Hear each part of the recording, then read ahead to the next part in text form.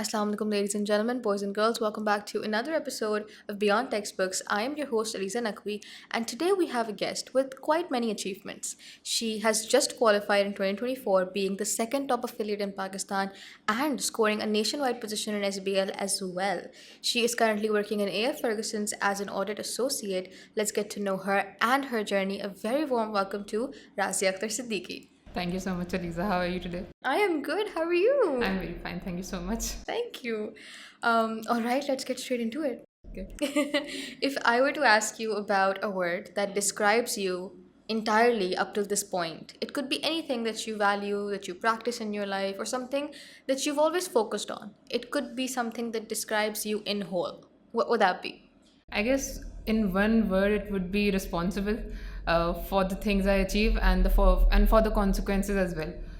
मतलब कि पहले जब मैं जैसे स्कूल लाइफ में थी तो मैं इतनी रिस्पॉन्सिबल नहीं थी जैसे बच्चे नहीं होते अपने टीनेज में, लेकिन after that time I realise कि अब रिस्पॉन्सिबल होना है, कुछ जिम्मेदारियां हैं, कुछ चीज़ें हैं जो अचीव करनी है, तो उसके लिए आपको प्रॉपर वर्किंग की भी ज़रूरत होती है. तो उसके बाद फिर मैंने काम करना शुरू किया, फिर मेहनत करना शुरू की. तो अल्लाह का बहुत शुक्र है, मेरे पास गाइडेंस बहुत अच्छी थी, मेरी बड़ी बहन है, पेरेंट्स हैं, और ये कि घर का माहौल इस तरीके का था कि सबने बहुत इनकरेज किया मेहनत को. तो that it's what contributed to my success. Very nice. अच्छा, वो तो आपने लाइक वो कर लिया आपने अलाइन कि अच्छा कुछ तो करना है and I have to get serious, लेकिन फिर how did ACC come into the picture? ACC actually was a very random decision. It was a fine evening और मैं और मेरी बहन बैठे हुए थे, तो हम सोचे थे कि क्या करना है, क्योंकि जो है इंटर हो चुका था. इंटर भी इस सेंस में क्योंकि कोविड आया था उस ईयर, तो जो है इंटर के एग्ज़ाम्स पोस्टपोन हो गए थे, तो I passed without giving the exam. It was the happiest moment. तो फिर जो है हम बैठे हुए थे, मैंने सोचा अब क्या करना है. तो there were many options. I also thought of becoming a pilot या जो है जी. और इसके अलावा I also had quite an interest in economics, तो आई थॉट कि मैं उसमें PhD मास्टर्स वगैरह इसी तरीके से जाऊँ. लेकिन फिर मेरी बहन ने कहा कि तुम ना ACCA करो, तो why not, give it a try, देखते हैं. और पता था कि ये क्या है? जी पता था, क्योंकि मेरी फैमिली में चार्टर्ड अकाउंटेंट्स मौजूद हैं, ACCA कोई भी नहीं है. तो जो है मेरी बहन ने कहा ये एक बहुत अच्छी पढ़ाई है, और मेरा दिल हमेशा से था कि मैं बाहर थोड़ा सा एक्सपीरियंस हासिल करूं, तो इसीलिए उन्होंने कहा कि this would be the right pathway. तो फिर मैंने ACCA ज्वाइन किया. उसके बाद फिर no looking back. Once I take a decision there is no looking back. ठीक है. डिसीजन लेने में टाइम लगा? डिसीजन लेने में जी टाइम लगा. आई टुक अ मंथ. मतलब बात हुई उस वक्त, फिर उसके बाद मैंने देखा क्या प्रोज हैं क्या कॉन्स हैं, उसके बाद किस तरीके से स्ट्रक्चर होता है. फिर फेसबुक पे ग्रुप्स बहुत सारे मौजूद हैं जो कि बता रहे होते हैं कि टीचर्स कौन कौन से हैं, फैकल्टी मेम्बर्स, और जो है इंस्टीट्यूट्स कितने सारे आपके पास है, क्योंकि इंस्टीट्यूट्स बहुत सारे हैं. तो उसमें डिसीजन में टाइम लगा, बट मैंने कहा नहीं ACCA. तो आपने फेसबुक ग्रुप से ही TSA एक्सप्लोर किया? नहीं, TSA का मुझे इसलिए पता था कि मेरी बहन ने भी TSA अच्छा, से पढ़ा है. जी. अरे वाह, हम सारे बहन भाई TSA से पढ़े हुए, लॉयल. जी. ये तो आपके खानदान की परंपरा चलती हुई आ रही है. Very nice. मेरी फैमिली में भी जो चार्टर्ड अकाउंटेंट्स मौजूद हैं, उन्होंने भी तबाही से ही पढ़ा. मतलब सिबलिंग्स के अलावा मेरी फैमिली में भी मेरे कजन्स हैं, बड़े कजन्स हैं, वो तो अब सउदी में सेटल भी हैं, लेकिन वो उन्होंने सबने तबाही से ही रूट्स आपकी यही जी एग्जैक्टली. जबरदस्त. ठीक है. तो यहाँ आने में कोई डाउट नहीं था, कोई सेकंड थॉट नहीं थी, आप आ तो गई. But once you entered, were you able to analyse कि अच्छा, I know you took a decision और फिर there was no looking back, but ऐसा हुआ कि maybe this would require a lot more of your effort than you expected, and कहीं पे जब चैलेंजेस आए तो उस वक्त आपकी क्या इमोशंस थे? चैलेंजेस तो बहुत सारे हैं, क्योंकि ये एक ऐसी पढ़ाई है जिसमें आप रोट लर्निंग नहीं कर सकते. आपको ऑन द स्पॉट कभी कभी डिसीजन मेकिंग करनी पड़ती है. कभी कभी आपके साथ ऐसा होता है कि आप एक बहुत ही क्रिटिकल सिचुएशन में पुट कर दिए जाते हैं और उसमें आपको फैसला करना होता है, कुछ करना होता है उसमें. तो that is the decision making point. तो ऐसे चैलेंजेस आए, लेकिन उसके लिए ये होता है कि आपको एक मेंटल कैपेबिलिटी चाहिए होती है कि आप अपने आप को किस तरीके से, अपने स्ट्रेस लेवल को किस तरीके से मेंटेन कर सकें.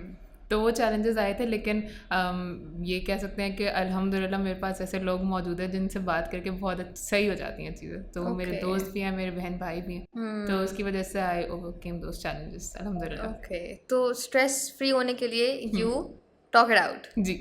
ठीक है. और ये भी अच्छा मेथड है. नाइस. ठीक है, अच्छा let's talk about setbacks because you have always been a high achiever in ACCA और डिफरेंट एग्जाम्स में आपकी डिफरेंट पोजीशंस आती रही लेकिन नेशन वाइड एक SPL में आई जी जी which was indeed a very proud moment for you and your yes family. तो ये बताएं कि अच्छी चीज़ें तो हाईलाइट होती हैं but what about the setbacks जो भी आपने इट्स नॉट नेसेसरी कि वो एग्ज़ाम की शक्ल में ही हो, पर्सनल सेटबैक्स भी होते हैं आपको लाइक स्ट्रेस कभी इतना बढ़ जाता है कि you not able to accomplish those short term goals, तो उसके बारे में थोड़ा बताएं, how did you deal with them? Setbacks आए थे जब पिछले साल जब यही वक्त चल रहा था, तो सेटबैक्स आए थे, काफ़ी ज़्यादा डिप्रेसिंग वक्त था वो। तो उस वक्त मेरा पढ़ने का भी दिल नहीं चाहता था, लेकिन I have to study because paper सर पे थे, मैं छोड़ नहीं सकती थी पढ़ाई। और फिर ऐसा भी होता था कि मैंने बहुत मेहनत से एक पूरा सवाल शेप अप किया है, और फिर उसके बाद क्योंकि मैं सवाल के बीच में आंसर नहीं देखती थी, सवाल करने के बाद आंसर देखती थी, तो अब वो मैंने किया है। फिर उसके बाद मैंने देखा जवाब भी गलत आया।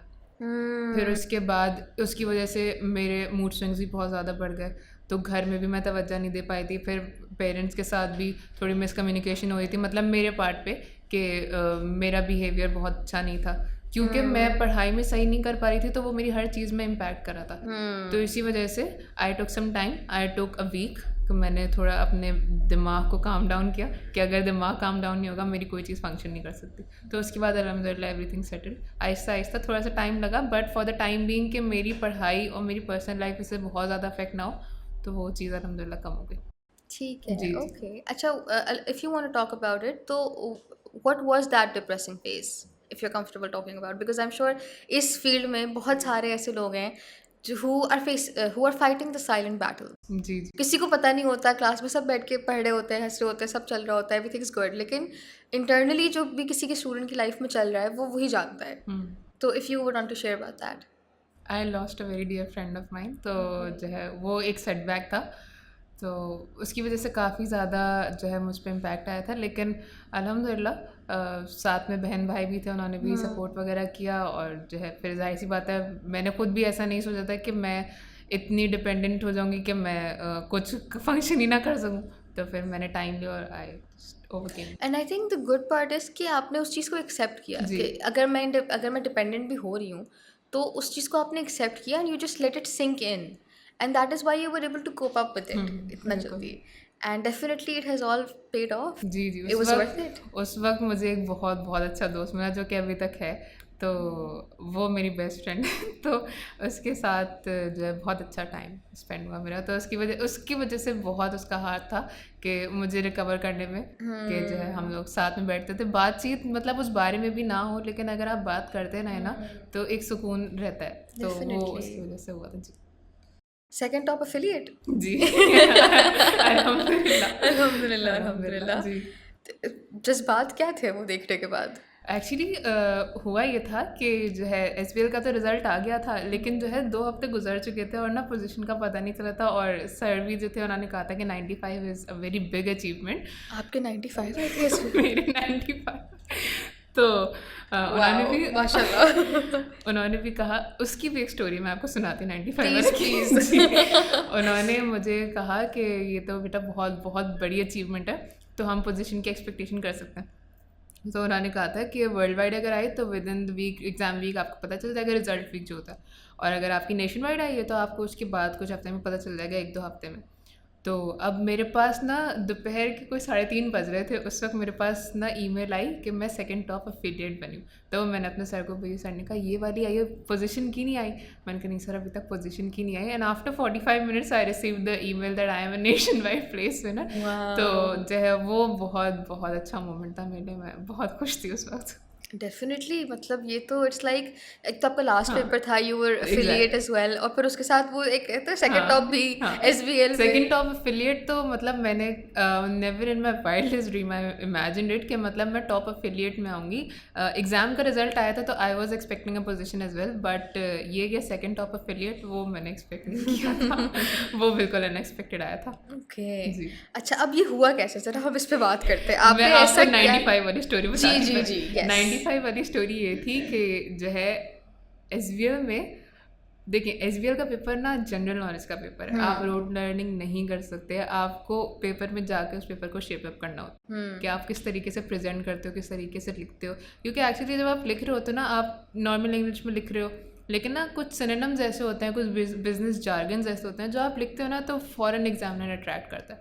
तो इसके लिए जो मेरी की थी ना वो ये थी कि मैं एग्जामिनर कमेंट ज़रूर पढ़ती थी और सॉल्व पास पेपर्स में लाजमी देखती थी, क्योंकि उससे ना मुझे वो सिनोनिम्स, वो जार्गन्स मिलते थे जो कि मैं अपने आंसर में लिखती थी ना, तो उससे आंसर बहुत बेहतर शेप अप हो जाता था। तो SBL का पेपर तो पढ़ाई के एतबार से भी बहुत अच्छा था और सर ने भी काफ़ी अच्छे तरीके से पढ़ाया था उसको। और फिर पेपर दिया था, पेपर भी अल्हम्दुलिल्लाह मेरा बहुत अच्छा हुआ था। मैं पैनिक नहीं की थी। प्रोफेशनल का वाहिद पेपर था जो मेरा कंप्लीट हुआ था। मेरा कोई पेपर प्रोफेशनल का कभी कंप्लीट नहीं हुआ था। मैं लिख रही होती थी and screen just vanish. Really? हाँ, लेकिन मैं काफ़ी लिख चुकी होती थी, लेकिन जो है वो होता है ना कि कुछ कंप्लीट हो जाए, कुछ हो जाए। तो वो मेरा कंप्लीट हो गया था, 5 सेकंड्स पहले कंप्लीट हो गया था। तो जी सर ने भी कहा था कि बेटा पेपर लास्ट भी कंप्लीट होना चाहिए। तो पेपर अल्हम्दुलिल्लाह मेरा कंप्लीट हो गया था। लेकिन मैंने 95 एक्सपेक्ट नहीं किए थे। मैंने एक्सपेक्ट अच्छे मार्क्स किए थे क्योंकि थ्योरी मेरी ना स्ट्रेंथ है। मुझे थ्योरी लिखना भी पसंद है, मुझे थ्योरी के सब्जेक्ट्स पढ़ने भी बहुत अच्छे लगता है। ओके। तो जो है फिर अब जिस दिन ये रिज़ल्ट आने वाला था उस रात मेरी तबीयत बहुत ज़्यादा अजीब हो रही थी, तो मैं जाग रही थी। वैसे भी मैं रिज़ल्ट की रात को ना अक्सर स्ट्रेस की वजह से खुलती रहती आँख, लेकिन उस रात मैं जाग रही थी। तो जैसे ही मैंने देखा ना 95 मार्क्स, फिर मैंने 2 मिनट दोबारा से देखा, फिर बहन को उठाया, वो सो रही थी। मैंने कहा देखें यार ये 95 ही लिखा है ना, मुझे ये मेरे ही है। मुझे गलत तो नहीं दिख रहा। फिर मैंने रिफ्रेश किया, मैंने दोबारा से मेल खोला, मैंने कहा नहीं यार 95 ही लिखी है, तो यही है। यही है जो है। तो फिर बड़ी खुशी हुई, फिर अम्मा पापा को बताया, फिर सारी तबीयत वगैरह सब सही हो गई थी, सब सही हो गई। तो ये 95 वाली स्टोरी बहुत मज़े की थी क्योंकि ये भी मैंने एक्सपेक्ट नहीं किया था। 95 is amazing, it's phenomenal. It's मतलब आप और क्या एक्सपेक्ट कर सकते हैं जब पेपर 80 मार्क्स का टेक्निकल होता है, 20 मार्क्स है प्रोफेशनल मार्क्स। तो मतलब अल्हम्दुलिल्लाह। अच्छा ना लिटिल बिकॉज आपने स्ट्रेस मैनेजमेंट की भी बात की, आपने ये भी कहा कि पेपर पूरा नहीं होता था and you had remained a high achiever तमाम पेपर्स में। तो आई वांट टू जार्गन्स का भी आपने बहुत अच्छा मेंशन किया एंड उसके अलावा a few techniques that you prioritised कि अच्छा इवन थ्योरी का पेपर है या कैलकुलेशन का पेपर है, ये चीज़ें तो मैंने करनी ही करनी है, एंड एकेडमिकली भी उसको बताएं और फिर आपने स्ट्रेस कैसे मैनेज किया अपना। तो टेक्निक जो थी मेरी वो, मैं actually I am sort of a morning person. मतलब मुझे सुबह सुबह बहुत चीयरी, बहुत ज़्यादा शोर वगैरह नहीं पसंद, बट मैं ये करती हूँ कि सुबह मेरा जो पढ़ने का जो तरीका होता है ना, सुबह जो मेरी चीज़ें समझने की सलाहियत होती है वो सुबह बहुत ज़्यादा होती है, एक्सट्रीम होती है।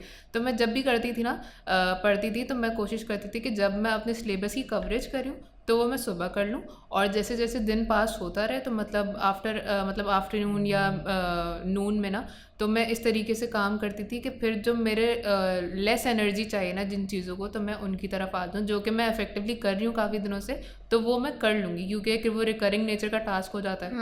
तो जो मेन चीज़ मुझे करनी होती थी ना वो मैं कोशिश करती थी कि मैं सुबह सुबह करूँ, जो सिलेबस कवर जी सिलेबस कवर। और फिर उसके बाद जब मैं पास पेपर की प्रैक्टिस पे आती थी, तो मेरी एक टेक्निक जो थी वो इसमें खैर मेरे घर वालों ने अल्हम्दुलिल्लाह मुझे बहुत सपोर्ट किया कि मैं उनसे कह देती थी कि अब मैं पास पेपर करने जा रही हूँ तो मैं 3 घंटे तक दरवाज़ा नहीं खोलूँगी, कोई नॉक ना करे, कोई डिस्टर्बेंस ना हो।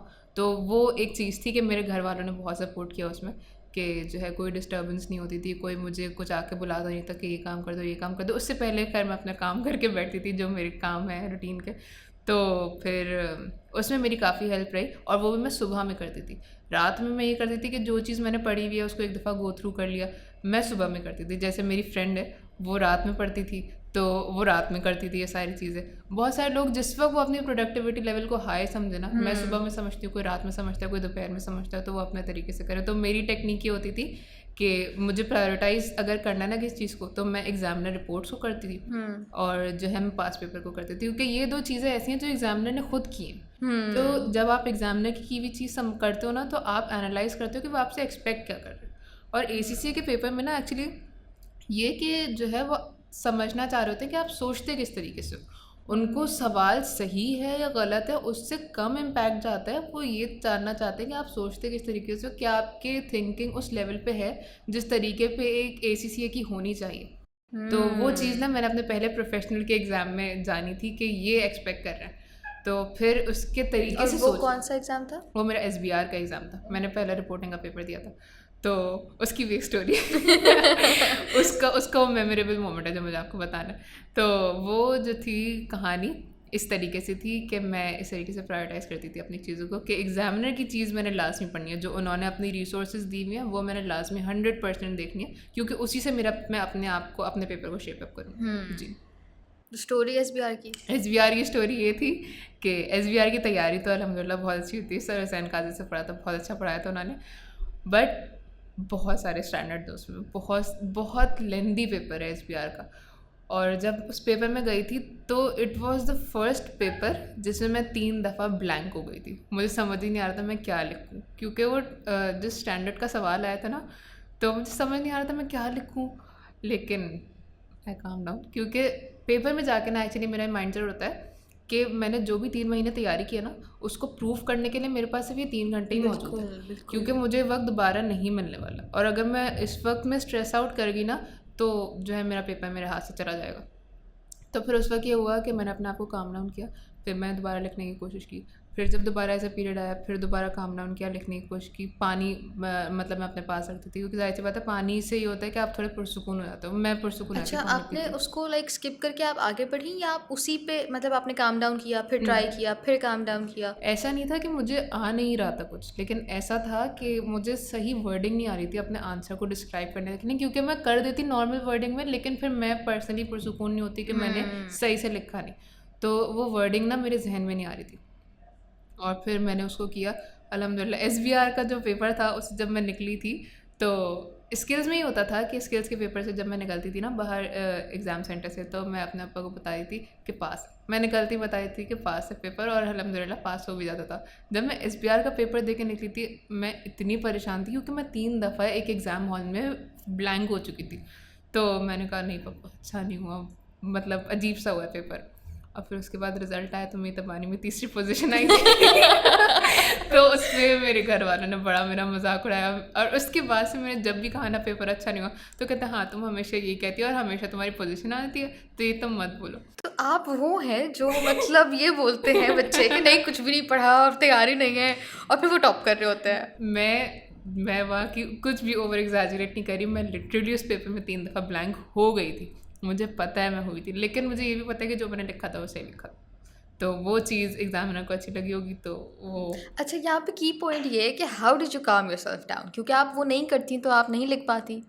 तो आई नो कि वो on in the spot in the जी मोमेंट जी होता जी है जी बहुत ज़्यादा, बट वैसे आप क्या, आपकी क्या प्रैक्टिस है? मैं जब ये ना बहुत पहले की कहानी है, जब मैं 9th में थी ना, जब मैं अपना पहला बोर्ड का एग्ज़ाम देने वाली थी, तो मैं बहुत बहुत स्ट्रेस्ड आउट थी, क्योंकि boards are just a very big thing, क्योंकि आप पहली दफ़ा स्कूल के करिकुलम से हट के बोर्ड के एग्ज़ाम देने जा रहे हो, तो एक नया सेंटर, एक नई जगह, उस वक्त तो इतने बच्चे होते हैं कि वो बड़ा पेपर आता है, उससे भी डर लग रहा होता है कि इतना बड़ा पेपर आएगा।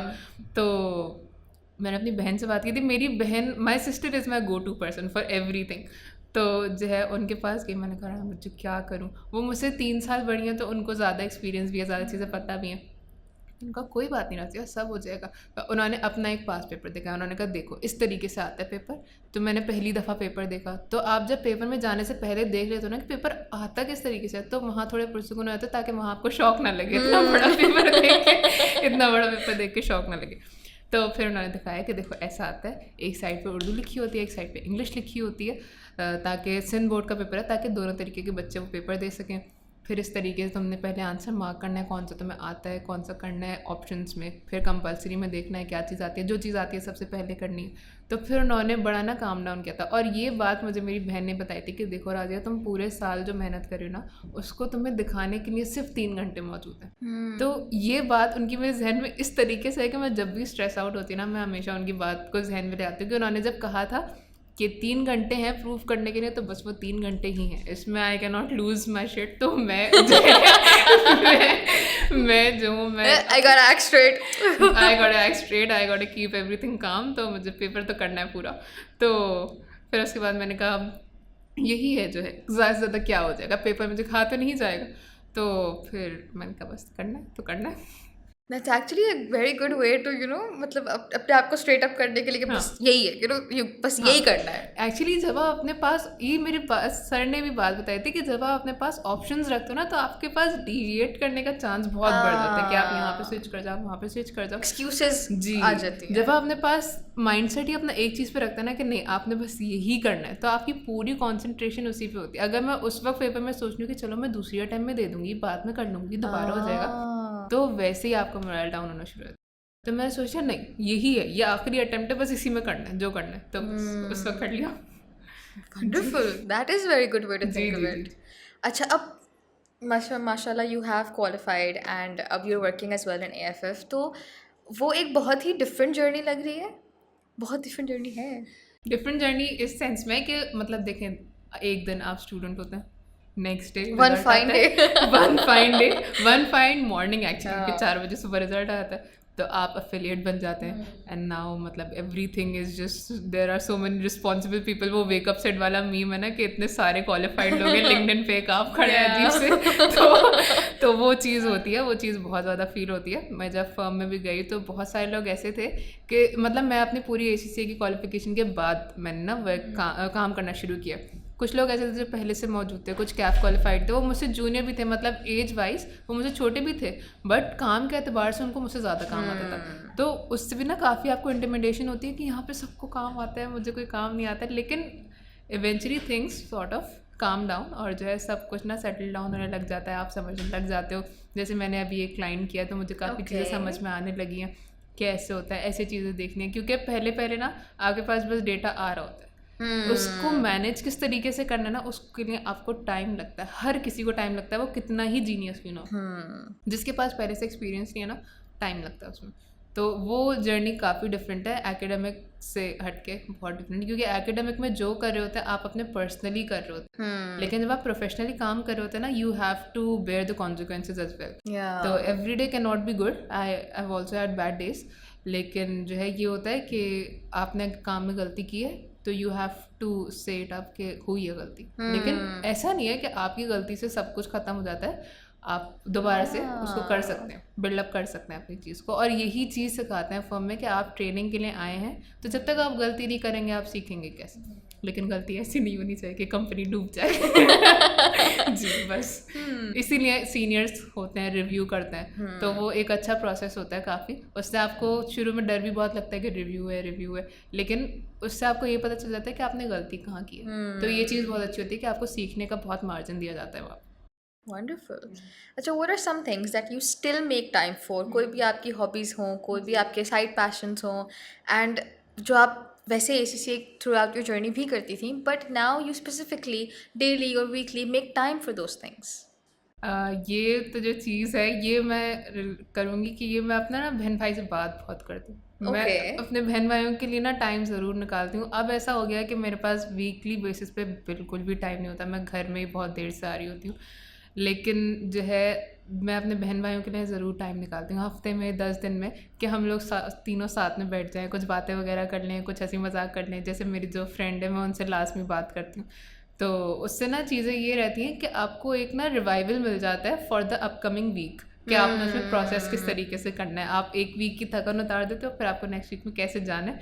तो ये चीज़ ना मेरे स्ट्रेस में मुझे बड़ी काम आती थी कि मैं लाजमी टाइम निकालती हूँ बहन भाइयों के लिए, दोस्तों के लिए, पेरेंट्स के लिए। ये चीज़ें ज़रूरी हैं और ये चीज़ें मेरे लिए भी ज़रूरी हैं, तो मैं इनके लिए ज़रूर टाइम निकालती हूँ। वंडरफुल। ये तो मतलब आई फील लाइक कि because you are so in link with your siblings, तो आपको इतना ज़्यादा वो नीड फॉर फ्रेंड्स भी नहीं फील होती। एग्जैक्टली जी। तो वंडरफुल। अच्छा, before we go towards the end of this session, I want you to mention one strength and one weakness of Razia Akhtar. Strength ये है कि जो है मैं गिव अप नहीं करती बहुत इजीली। मैं कोशिश करती रहती हूँ और अल्हम्दुलिल्लाह फिर I am able to achieve what I seek. और वीकनेस ये है कि मुझे रैंटिंग करनी होती है। ये भी वीकनेस नहीं है। मुझे एक्चुअली ना मैं स्ट्रेस आउट करती हूँ बहुत ज़्यादा। पहले मुझे पता है कि मैं कर लूँगी, लेकिन वो स्ट्रेस करना ना मेरे लिए ज़रूरी होता है। उसके बाद मेरी रैंटिंग सेशन कंप्लीट होता है, फिर उसके बाद तो ये एक साइकिल है कि पहले आपको स्ट्रेस होगा, फिर आप रैंट करेंगे, फिर you will be like I've overcome it. हाँ मैं कर लूँगी, मुझे पता है यही होता है, हमेशा यही होता है Okay. Ji. So at least you know you'll come out of it with grace and you'll come out of it with your goals achieved. Ji Acha. So lastly, when we close to this session, and I want you to advise all of those students who are currently pursuing ACCA, and just a word of advice from somebody who has qualified and who has made it in the Big Four, something you would like to tell them. देखिए, एक ही बात मैं कहूँगी कि it requires persistent efforts. तो जो है आपको करना ही करना है, मतलब ऐसा नहीं है कि आप ये कह लें कि अभी मुझसे हो नहीं रहा, अभी ये करना, until unless it is a very मतलब इमरजेंसी कि आप नहीं कर सकते कोई काम, लेकिन अगर आपने अपने लिए कोई गोल रखा है कि you have to attempt a paper in 3 months, तो जो है आप उसके लिए एफ़र्ट्स करें। एफ़र्ट्स लाजमी होती हैं, ऐसा नहीं हो सकता कि आप हर चीज़ के लिए टाइम निकाल रहे हो। मैं जब पढ़ती थी मेरी सोशल लाइफ बिल्कुल भी नहीं थी, मैं फैमिली गैदरिंग्स में भी नहीं जाती थी, मैं फ्रेंड से भी नहीं मिलती थी, मेरी इंटरेक्शन लोगों से सिर्फ तब होती थी जब मैं पढ़ने आती थी क्लास लेने। उसके अलावा मैं पूरे वक्त पढ़ रही होती थी, क्योंकि पेपर प्रोफेशनल स्टडीज़ हैं, सर्टिफिकेशंस हैं, बहुत ज़्यादा टफ़ होती हैं।